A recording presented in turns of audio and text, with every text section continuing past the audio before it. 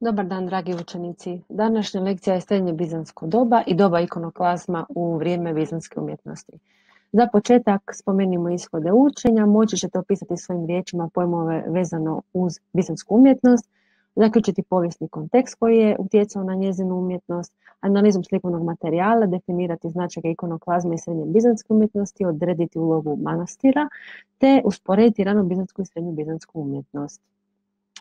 Za početak se prisjetimo faze bizantske umjetnosti, o čemu smo zadnji puta govorili. Dakle, govorili smo o caru Justinijanu i na načinu njegovog širenja prema Raveni, a danas govorimo o istoku, odnosno o dobu ikonoklazma i doba makedonske komnenske dinastije koje su formirale i značajne za srednje bizantsko razdoblje.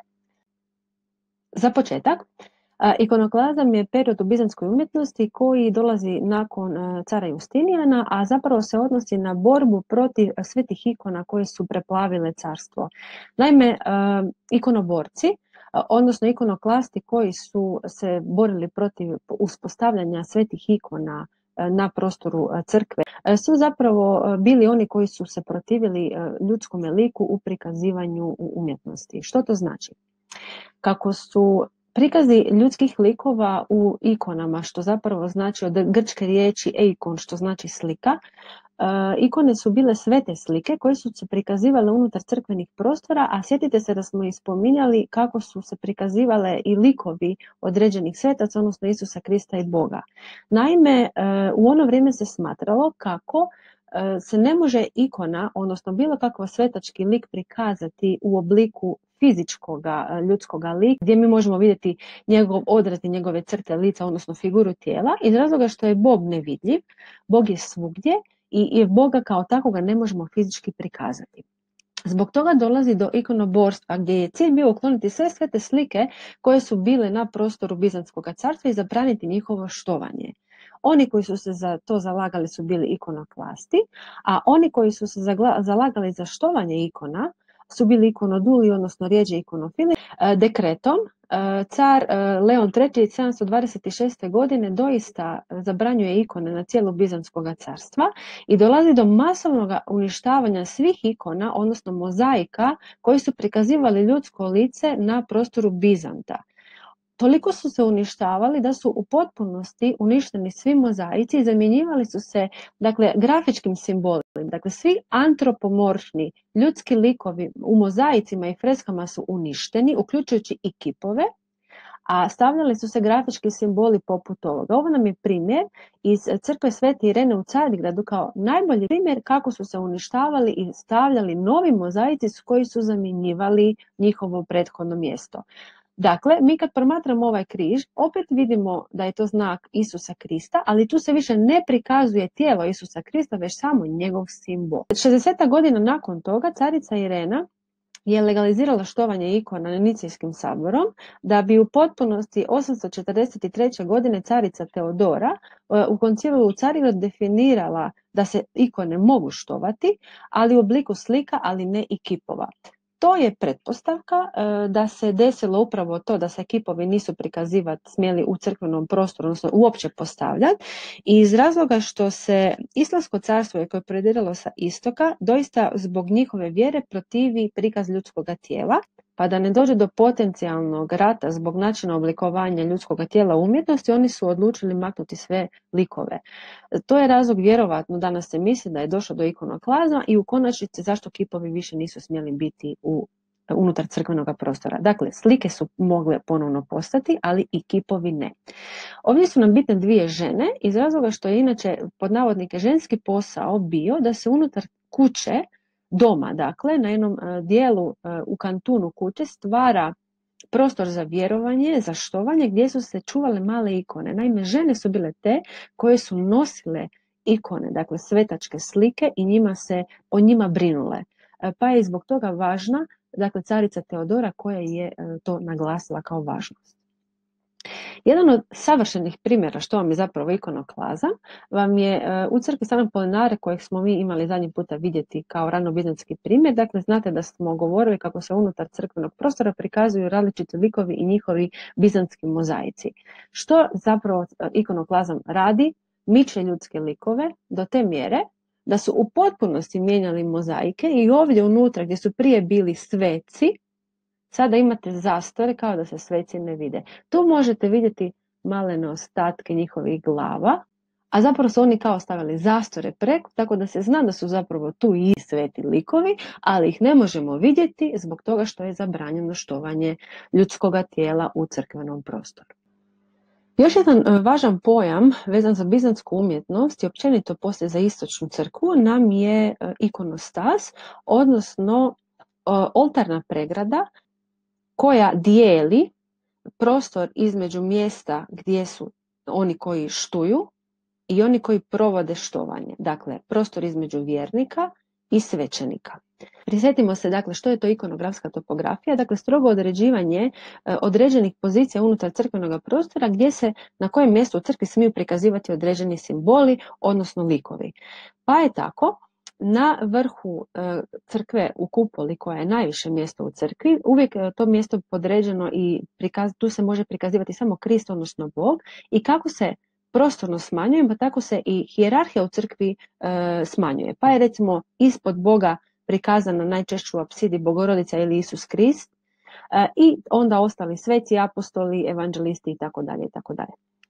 Dakle, ikonostas je oltarna pregrada na kojoj su se prikazivale ikone. Strogo određena pozicija na tom ikonostasu su bile mjesta gdje su se mogli prikazivati određene scene. Ovo je jedan primjer iz Moskve iz 1405. godine, a ikonostasom zapravo nikad nije išao skroz do vrha, do stropa crkve, iz razloga što je, znači, u istočnoj crkvi se propovjed vrši iza ikonostasa, tako da vjernici ne mogu vidjeti što svećenici rade, pa zbog akustike, da bi vjernici mogli čuti propovjed, nikad nije ikonostas do vrha, tako da zvuk prolazi preko u središte, odnosno u glavne brodove crkve. Evo primjerice.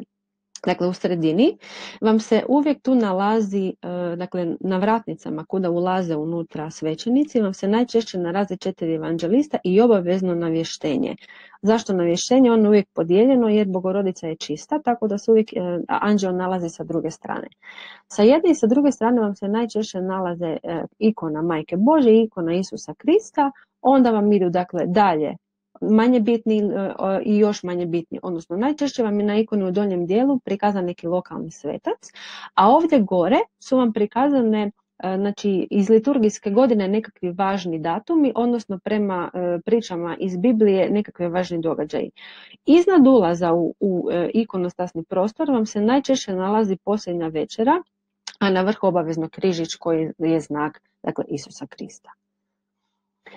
Što su to ikone? To smo spomenuli, dakle, sve te slike. Naime, njihova važnost doživljava procvat, naročito zbog toga što se smatra da je prva ikona Isusa Krista, koju nazivamo Mandilion, je zapravo ovo vam je prikaz te ikone koja je postala simbolom i načinom kako će se Isus Krist poslije u povijesti umjetnosti prikazivati. Naime, prema legendi, kralj Edgar je od Edese dobio kao poklon upravo tu ikonu koja je preslika Isusovoga lica. Dakle, ikona koja nije naslikana ljudskom rukom naziva se Ahieropoitos. Jedna od važnih ikona koja će postati važna za pravoslavnu vjeru, a posebno na prostoru Rusije, nam je Gospa Vladimirska, iz razloga što nam ona daje temelj kako će poslije ikone koje odražavaju taj element nježnosti između Isusa Krista i Bogorodice. Ona je upravo postala simbolom i načinom kako će se to poslije prikazivati. Smatra se da je ovo jedna od prvih ikona koja nije samo strogo prikazivanje svete osobe, već se iz njezinoga lica može iščitati nježnost, odnosno element milosti u odnosu majke i djeteta. U samostanu Svete Katarine na Sinaju su sačuvane rijetke ikone, naime, kako smo spomenuli u doba ikonoklazma, samostan Svete Katarine je bio dosta dobro zaštićen, pa je uspjeli su se tamo sačuvati ikone iz prije toga razdoblja. Dakle, Krist Pantokrator, odnosno Krist koji blagostilja, Krist Svevladar, koji ako promotrite i povučete ovako liniju ovdje, vidjet ćete da su mu lijeva i desna strana lica drugčije oblikovane. Dakle, ima dva različita lica iz razloga što su to dvije njegove naravi. Dakle, strana ljudska gdje je on čovjek i strana Boga gdje je on Božji. Dakle, njegova sveta narav i njegova ljudska narav.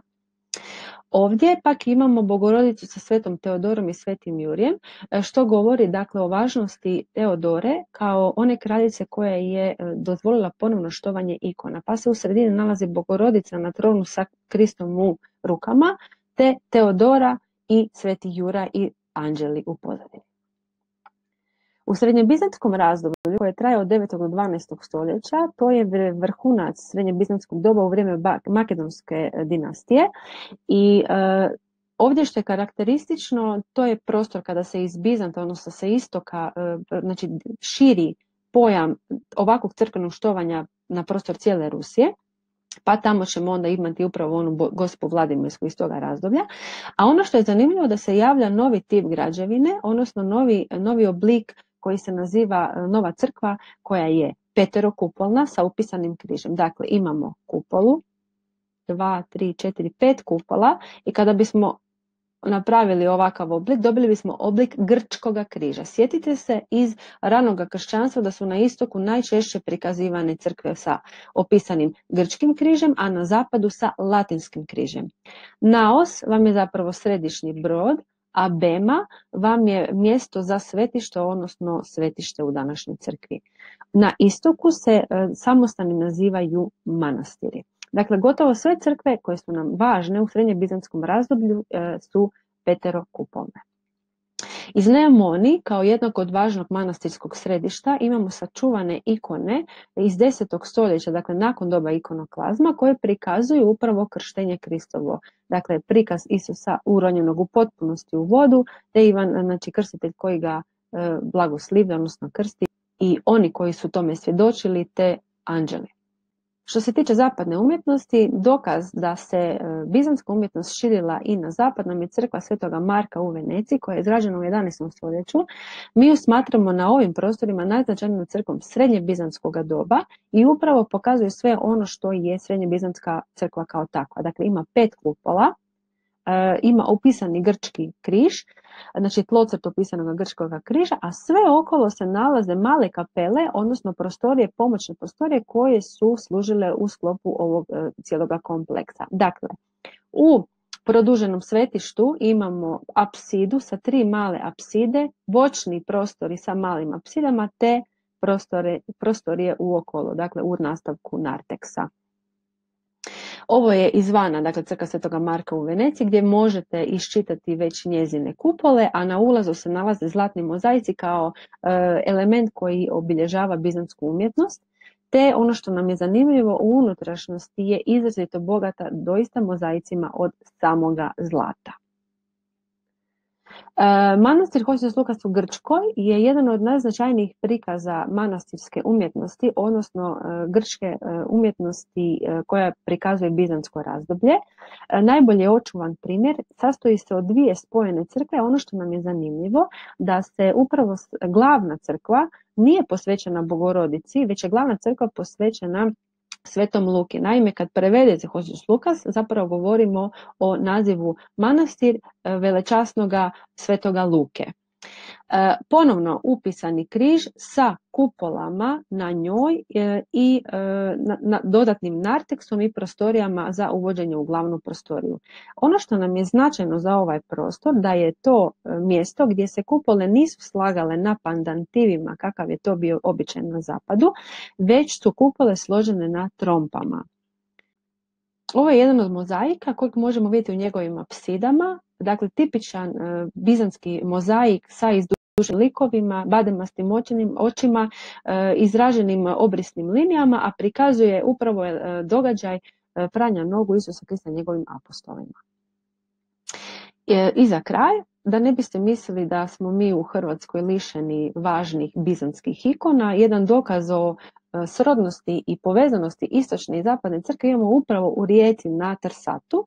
Naime, ovo vam je sveta ikona Majke Božje Trsatske, koja se za vrijeme blagdana Gospe Trsatske u 8. mjesecu upravo nosi u prosešiji koju nose isključivo žene. Za kraj zapišite se ove pojmove u vaše bilježnice, ovo su nam najznačajniji pojmovi vezani za današnju lekciju, a zadatak za današnju lekciju bit će vam objavljen na Edmodu. Hvala vam na slušanju i doviđenja.